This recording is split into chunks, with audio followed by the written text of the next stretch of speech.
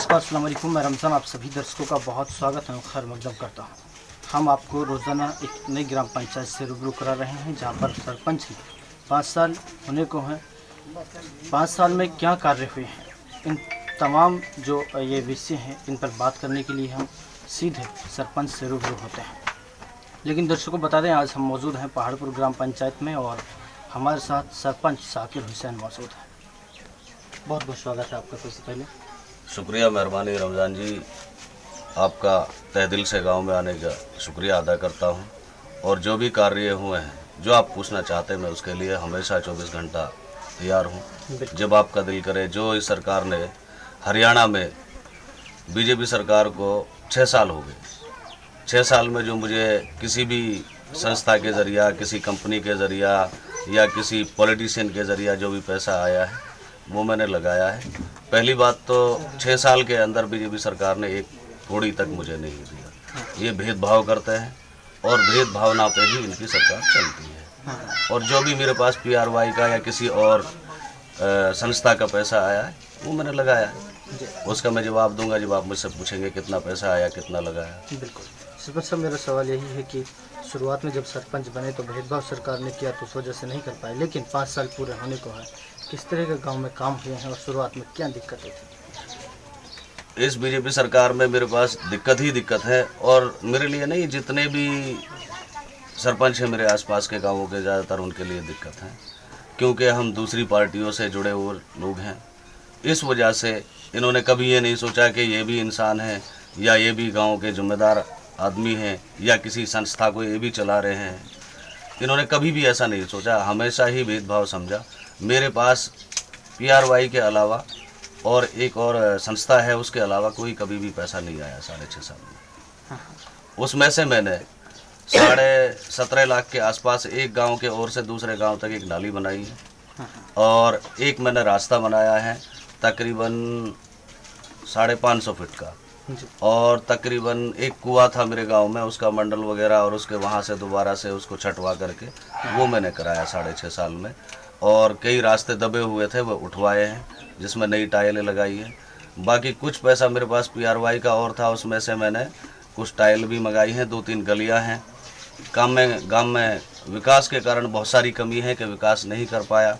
और हमारे यहाँ की जो मेव कम्युनिटी है वो इसको नहीं सोचती कि सरकार इसको पैसा दे रही है या नहीं दे रही है। उनका दोषी सरपंच होता है, सरपंच से ही वो जवाब मांगते हैं। बिल्कुल यही सोचते हैं कि अगर सरपंच ने अब तक नहीं बनाया तो सरपंच पैसा खा रहा है, इस तरह की भावना रखते हैं लोग। यहाँ पे 99% लोग ये कहते हैं कि सरपंच पैसा खा गया, सरपंच ने भला काम नहीं किया, सरपंच ने मेरा काम वो नहीं किया, मेरी गली नहीं बनाई, मेरा रास्ता नहीं बनाया, मेरे लिए BPL नहीं बनवाया। ये बहुत सारी दिक्कतें हैं। और जबकि ये सरकार भेदभावनाओं की है, इस वजह से ना हमारा BPL का काम या और कोई कार्य, कोई भी का एनीबॉडी कोई भी काम हो, ये सरकार हमारे लिए बहुत कम काम करती है। कोई हम ज़्यादा जी हुजूरी करने से या किसी तरीके से जो रोज़मर्रा के काम होते हैं पंचायत के, वो हम करा पाते हैं, बट ये लोग नहीं करते हैं उसको। जी, सरकार का नारा रहा सबका साथ, सबका विकास, सबका विश्वास। मुझे लगता है इस नारे से आप संतुष्ट नहीं हैं। ये झूठ और तूफान है। सबका साथ, सबका विकास, ये कुछ नहीं कर रहे। ये कर रहे हैं सबके बर्बादी और अपना विकास। चाहे वो सेंट्रल गवर्नमेंट है या स्टेट गवर्नमेंट है, ये अपना विकास कर रहे हैं और ये जब तक रहेंगे अपना विकास करेंगे।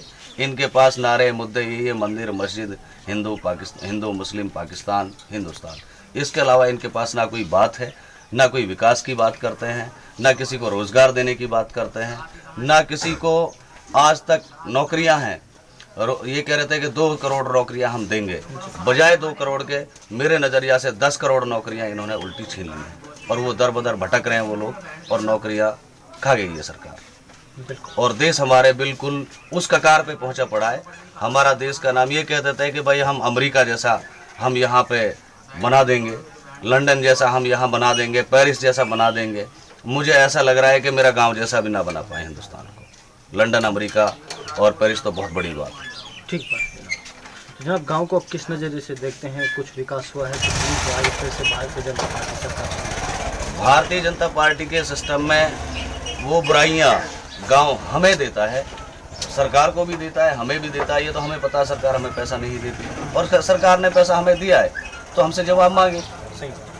हमारे पास जो पहले से ही कांग्रेस सरकार ने PRY की और डब्ल्यू उसकी कई स्कीमें थी छोटी छोटी, उनका पैसा आज भी आ रहा है, वही स्कीमें हैं। इनका काम है उन स्कीमों को भी नाम चेंज करना। अब ये सरपंची को भी डायरेक्ट कर रहे हैं और कर दिया है इन लोगों ने, कहीं कहीं हरियाणा में काम भी हो रहा है, बट उससे काम नहीं चलेगा। अब जब सारी चीज को कर रहे हैं, सारी चीजें ऑनलाइन है इनकी, तो ये ऑनलाइन काम भी कराएं, पार्टी को छोड़ करके काम कराएं, हम तो उस पर भी एग्री है, बट ये कराएं तो सही। मेरे गाँव में एक 1500 फीट का एक रास्ता है, वो मुझे जब यहाँ से चौधरी जलीब खां MLA हुआ करते थे, उस टाइम पे मुझे तकरीबन 70-80 लाख रुपया मिला। मैंने कोई गली, कोई रास्ता, घर घर चूल्हा तक के रास्ते इस गांव में बनाया। उससे पहले भी मेरे ही घर में सरपंची थी, ठीक है। तब मैंने विकास किया कांग्रेस राज में। उसके बाद मैंने कोई लंबा रास्ता या किसी की गली ऐसी नहीं बनाई कि जो मुझसे गांव के लोग संतुष्ट हो जाए। बट मेरी जो अच्छाई है मेरे गांव के लोग जानते हैं।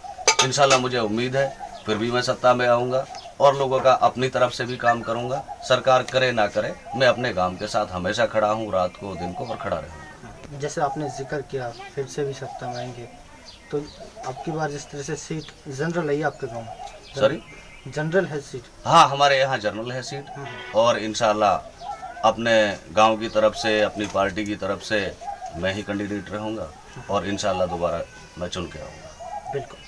फिर से जनता के बीच में यही सिस्टम रहेगा, भारतीय जनता पार्टी का सरकार बनी है? ये तो जब तक रहेगी मुझसे, मैं तो इतना बड़ा आदमी नहीं हूँ, छोटा आदमी हूँ कि मैं जहाँ भारतीय जनता पार्टी को उखाड़ के फेंक दूँ। बाकी दिल से मैं बुरा मान सकता हूँ, फील कर सकता हूँ, अल्लाह से मैं दुआ कर सकता हूँ कि अल्लाह इनको जल्दी से जल्दी भगाए। ये जहालत के दौर के नेता हैं, जहालत से नहीं, यहाँ से हिंदू मुस्लिम सिख ईसाई को साथ लेकर के साथ चलेगा, तब जाके हमारा देश कुछ बनेगा।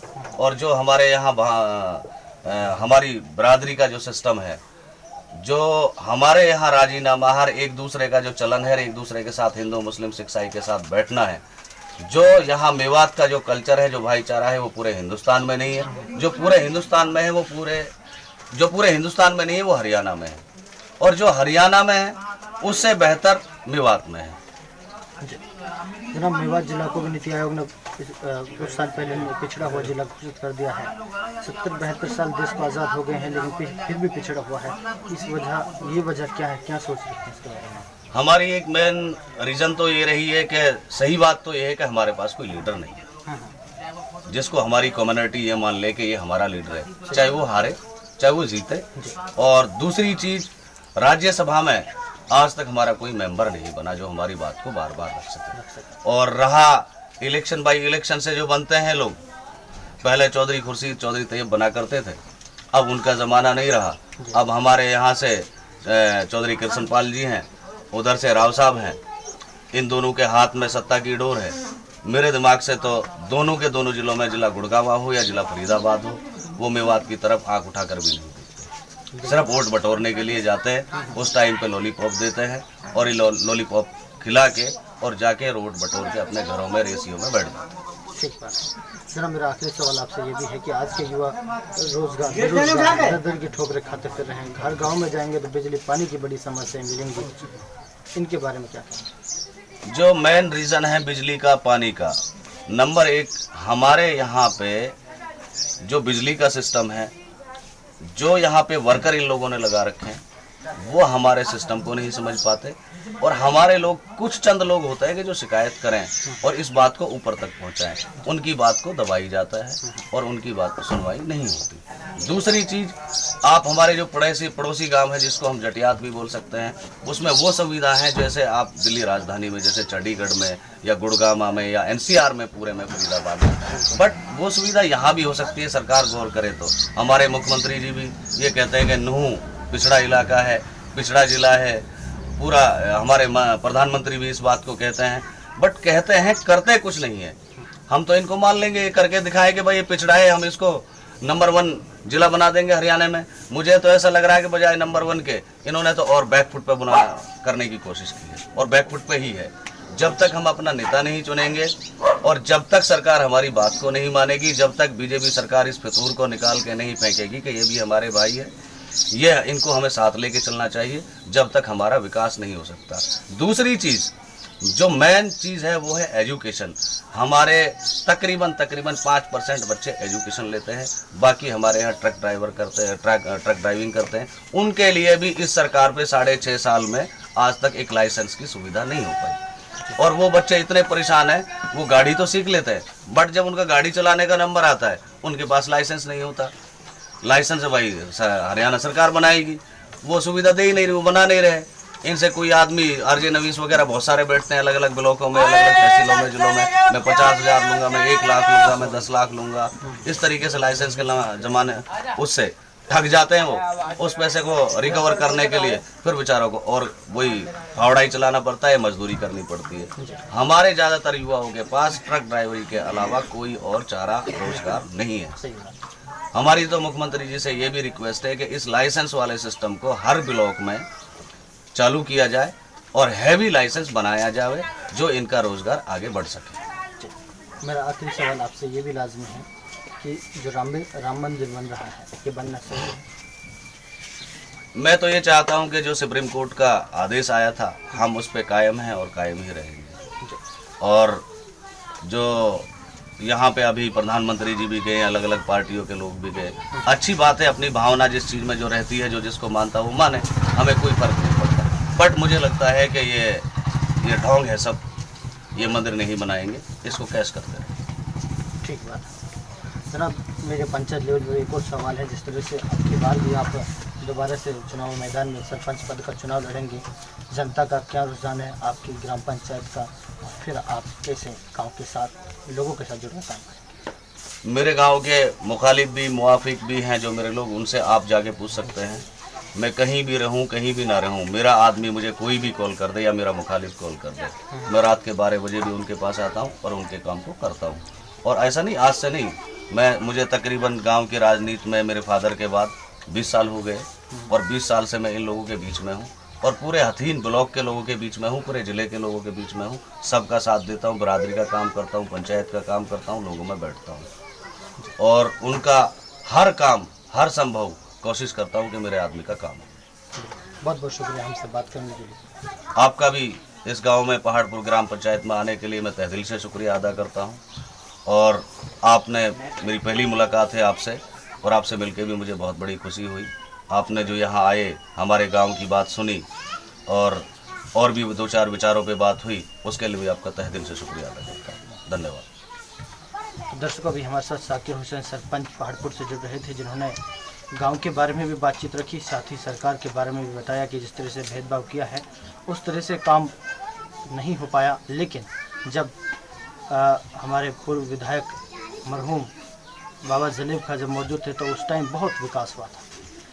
तो ये सरकार को भी सोचना चाहिए, उनके लेवल पर उन्हें सरकार, गांव है, चाहे वो मंत्री की बात करें, सबको बराबर समझना चाहिए, ताकि सबका साथ, सबका विकास नारा संतुष्ट से पब्लिक संतुष्ट हो सके। आज इतना ही, दीजिए रमज़ान को इजाज़त। नमस्कार, जय हिंद।